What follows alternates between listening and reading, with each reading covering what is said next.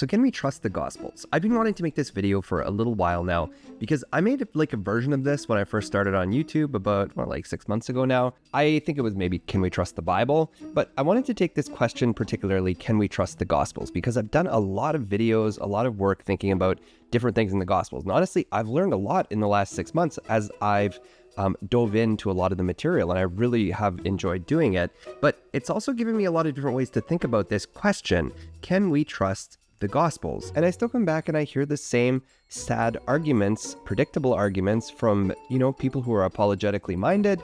We might think of this one. And we typically return to eyewitnesses when we ask questions about things that happened in the past. And that's what's so great about Christianity, is it's so dependent upon the eyewitness status. So in this video, I want to dive in and actually re-engage this question, can we trust the Gospels? So as we get started, my name is CJ. I have an MDiv, a Master of Arts in Theology, and a PhD in Christian Origins. And on this channel, I talk about Christianity, ancient and modern. So let's talk about, can we trust the Gospels?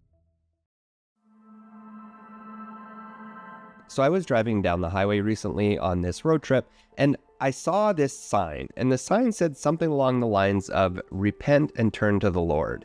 Now, I can't imagine the type of person who goes out and spends a lot of money to create, a big, huge roadside billboard like this, repent and turn to the Lord. But it also just kind of struck me how interesting this is, because it's like, who actually knows what that means? I can't imagine anybody who wasn't raised in a church environment, and maybe even if you were raised Catholic or something, I don't know if you know what that means. That's a specifically fundamentalist way of framing salvation. And the person who thought they were, who put up the money to do that billboard, and it's probably not nothing, obviously thought they were doing something really good. They probably told themselves they were preaching the gospel. They probably told themselves that they were doing something valuable. And in reality, I think it's probably just confusing for most of the people who read it. And I think this is kind of the way I think about this question of, can we trust the Gospels? Because I think there's so much baggage for evangelical Christians who sort of know what this question means, but I don't think anybody outside of the movement really understands this question. And I don't even think the question makes any sense. What do we mean by trust? Are we talking about historical accuracy? Are we talking about eyewitness reliability? Are we talking about the trust in the spiritual claims of the gospel, that, for example, the resurrection or the miracles are trustworthy and we can know they actually happened? Are we trusting that there are kind of authentic traditions behind the gospels, or are we trusting that somebody wrote them down properly and did a good job of that? Are we talking about the manuscript tradition? When you direct this question to somebody with a very high opinion of the Bible, they will say, of course you can trust the Gospels. But if you direct it to me, somebody who has deconstructed and has done some training in the study of the Bible, I would say the question doesn't even make sense. I don't even know how to answer the question. Trust them for what? Trust them for how much? Trust them as compared to what? I think this question is honestly almost meaningless. So what I want to do in this video is not to say, no, you can't trust the Gospels, or, you can trust the Gospels. I don't think the question even makes sense. So here's what I want to do. I want to talk about the things we still don't know about the Gospels and show you why each of these things is a barrier to even having an answer to the question of, can we trust the Gospels? So here we go.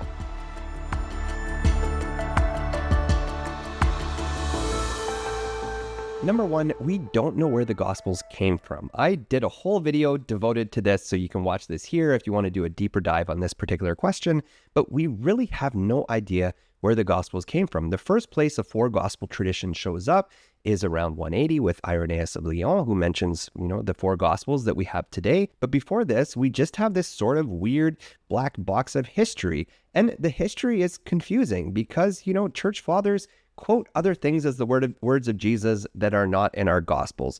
There were obviously other Gospels that were referenced that are not our Gospels. We have found manuscripts in Egypt of other Gospels, and I've talked about a few of them on this channel. I'll link to them below. We've found manuscripts of other Gospels that are not our Gospels, and yet have similar Jesus traditions or seem to cover similar Jesus sayings. So we really just have this black box of where the Gospels even came from. And the later traditions, even though certain apologists like to point to them as evidence about where the Gospels came from, almost never make sense. Like the famous quote from Papias. So Papias was writing maybe end of the 1st century into the 2nd century. Papias talks about the Gospel of Mark and says that Mark was a traveling companion of Peter, maybe. But Papias also talks about the logia of the Lord. He says that Matthew wrote down logia, or sayings, I guess would be the best way to say that, of the Lord in Hebrew.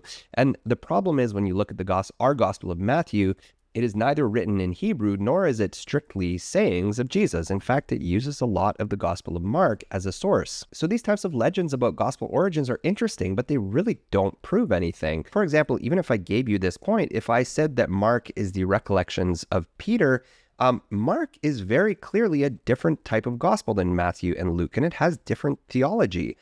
For example, Jesus is very clearly adopted in Mark. So does this mean the Apostle Peter believed in adoptionism? You have this idea that the Spirit comes down into Jesus in the first chapters of Mark, and that's where Jesus gets his divine calling to go out. You don't get a birth story in Mark, if you remember. Does that mean that Peter's Christianity didn't include a virgin birth story, or that it was adoptionistic? Maybe, but I don't see a lot of apologists putting that piece together. I was doing this chat with my friend Paul Gia not too long ago, and he pointed out this really obvious thing, that when Matthew describes the call of Matthew's gospel describes the call of the disciple Matthew, he literally just copies from Mark and doesn't add any of his own stuff. And you'd think if this was his own calling, he would add some stuff. And this is exactly what we get, this black box of tradition, these stories that don't make sense and don't actually add up. So before you ask, can we trust the gospels, you need to know where they came from. And you can't, and you cannot trust gospels if we don't even know where they came from, and if the stories of where they came from are contradictory at best and almost never seem to add up.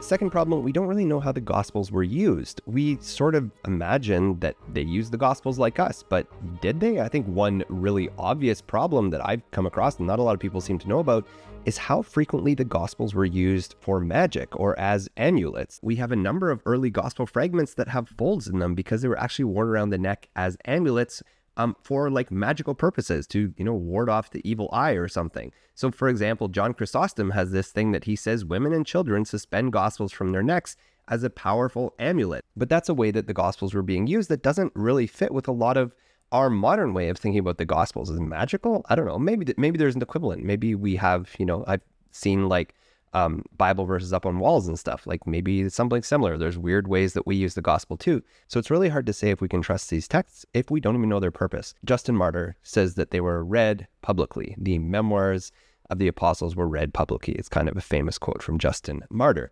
So maybe that's what it is. Maybe these gospels started to be read publicly. That kind of makes sense. Eventually, they started to be quoted by church fathers. So that makes sense. They were obviously used as like writings, and that would be very similar to the way that modern theologians might use the Bible or the Gospels. But in any case, it's just a little more complicated. Again, just a little more complicated than we would like them to be.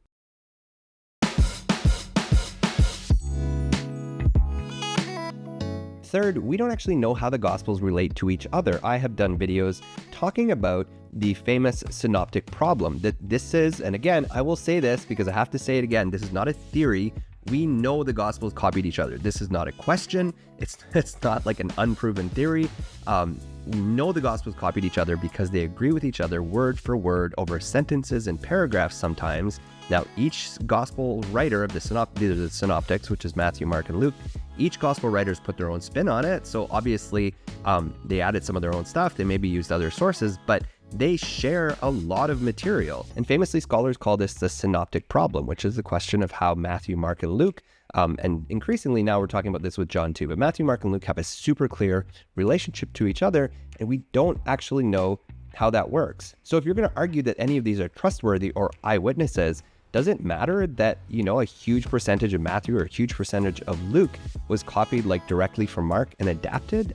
I don't know, maybe. Some people think yes. There's a famous book by Richard Bauckham called Jesus and the Eyewitnesses, where he says it's not a big deal. Really, I don't care. But for people who are trying to say that the Gospels are infallible, or that, this modern kind of theological claims, theological weight that we put on the Gospels as eyewitnesses to the teachings of Jesus, it would be important to understand how they used each other as sources, how they used other Gospels. I did a video on a lost Gospel that we call Q, that was likely a sayings source that both Matthew and Luke copied, and I'm still convinced that there's a really good argument that this source existed and that this was a written source that Matthew and Luke copied down. Like I said a second ago, I've done videos on different lost Gospels that are still kicking around that we found fragments of in Egypt that look a lot like the Synoptics or like John. P. Egerton is one I just did a video a few weeks ago that could be a source text It could be a source for John's gospel. So what do we do with those other gospels, or the Gospel of Thomas that shares some of the sayings with the Synoptic gospels? When people ask the question, can you trust the gospels? I've sometimes heard the argument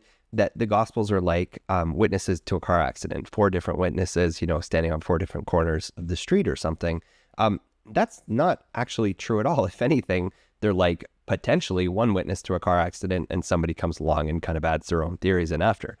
They have a complex relationship, and it's just not as simple as like 4 distinct witnesses to the same thing that apologists would say, well, this makes them more trustworthy.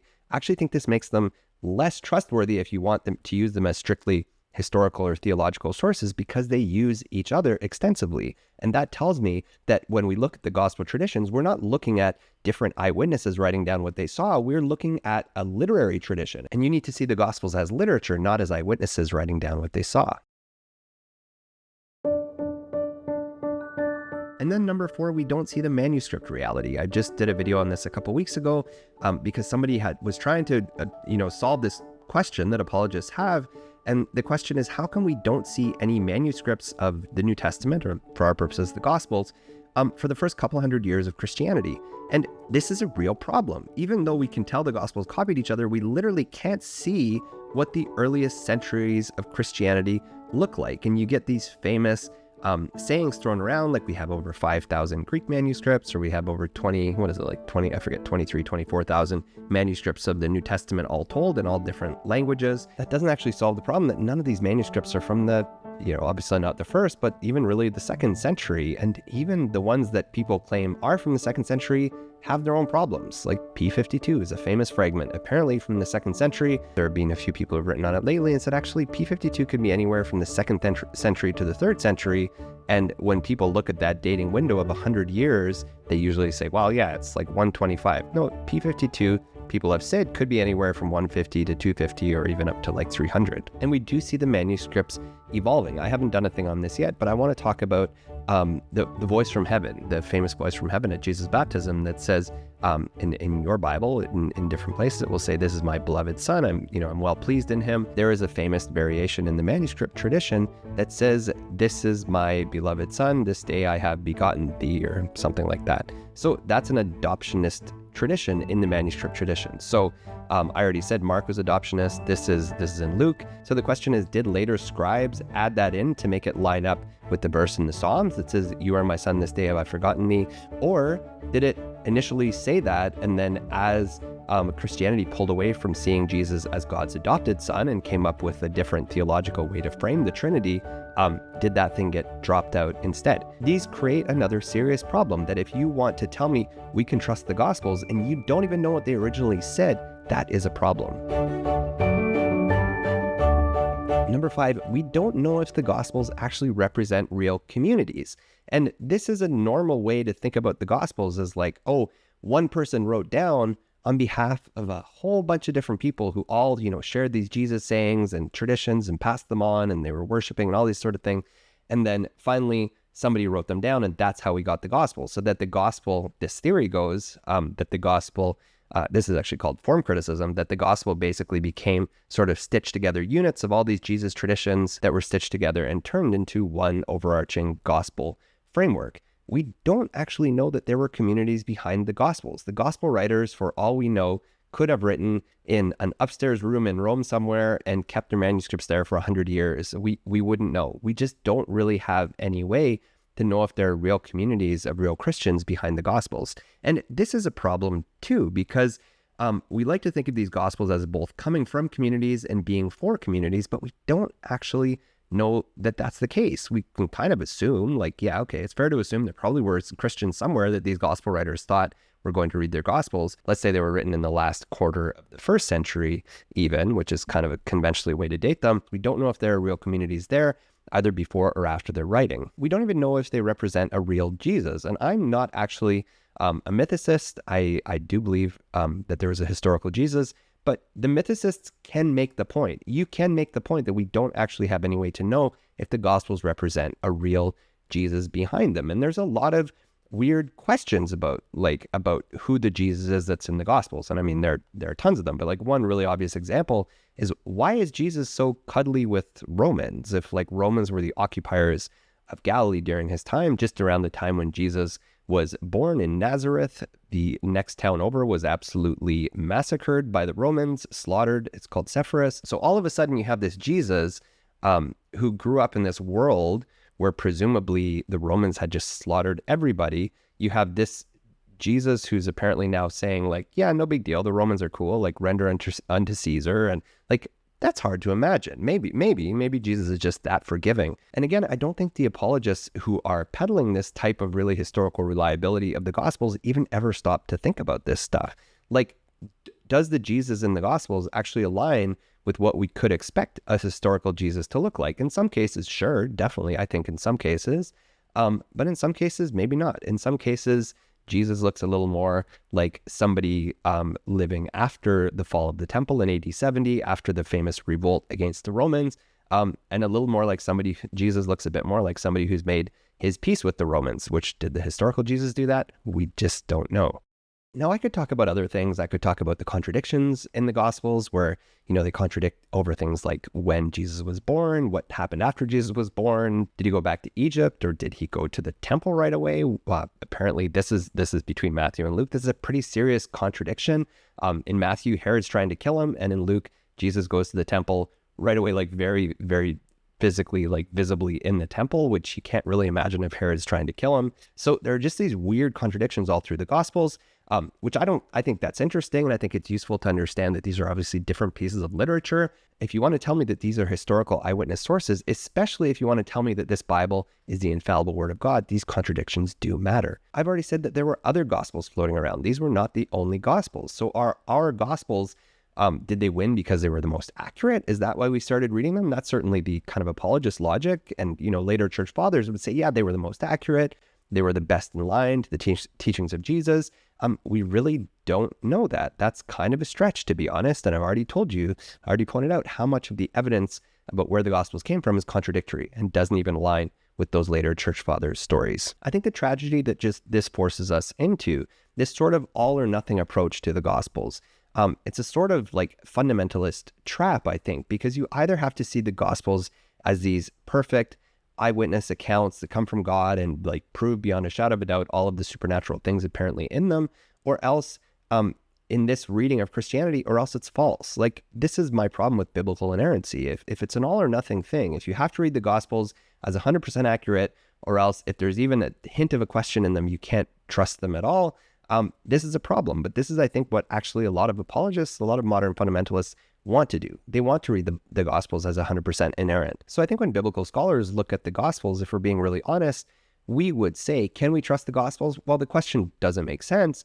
but we could say the Gospels contain some accurate historical traditions about Jesus. If you're not a mythicist, which I'm not, I do think some of the traditions and I do think some of the sayings go back to the historical Jesus. I think the crucifixion is something that happened to the historical Jesus. The Gospels tell us a lot, maybe even more, about what some early Christians believed. Again, we don't know how widespread the beliefs in the Gospels were, but they do reflect some of, especially Pauline theology that we have letters kind of showing. So we do find out a lot about what early Christians may have believed, and maybe even a bit about how they practiced from the Gospels. The Gospels are valuable for understanding first and maybe second century religious movements. But the Gospels are not eyewitness accounts. The Gospels are not historically accurate in every single one of their details. And the Gospels cannot bear the weight of supernatural truth claims, specifically because if you watch this video, this interview I did with Richard C. Miller, but other biblical scholars have pointed to this too, the Gospels were written in a time when we have a lot of literature that look like the Gospels, that have similar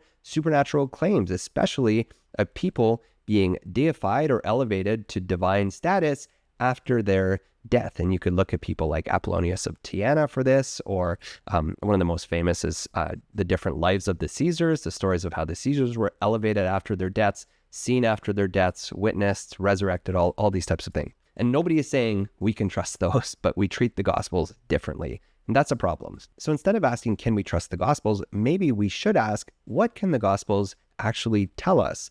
And what are we asking them to do? And this is what it all comes down to, because when we ask ancient texts to do the work of a modern science textbook, or even to be a modern history book, which is not what these texts were written for at all, we really are asking too much. And I think, I'm a Christian. I say that in a lot of videos.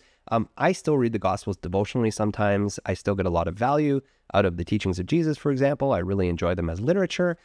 But in terms of asking that question, can we trust the Gospels?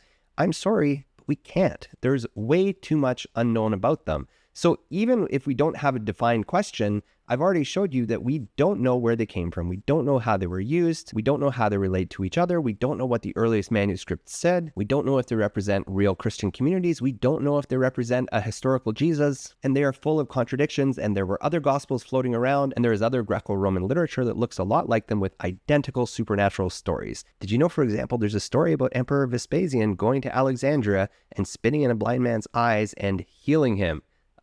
There's one you might recognize from the Gospels too. These kind of stories were floating around. This is not unique. So in response to the question, can we trust the Gospels?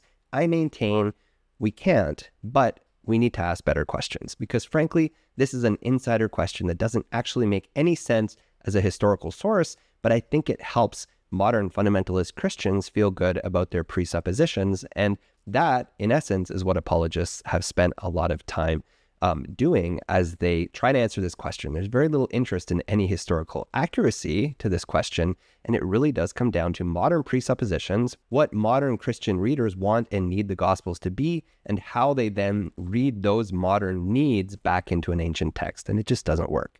As always, I would love to know what you think of this. You can let me know in the comments down below. If you haven't already subscribed to the channel, take a second, subscribe, hit that bell notification as well to get notified of when I have new videos coming up. You can check out my website, cjcornthwaite.com, and you can join my mailing list there, and I will keep you up to date on all things that are going on with me.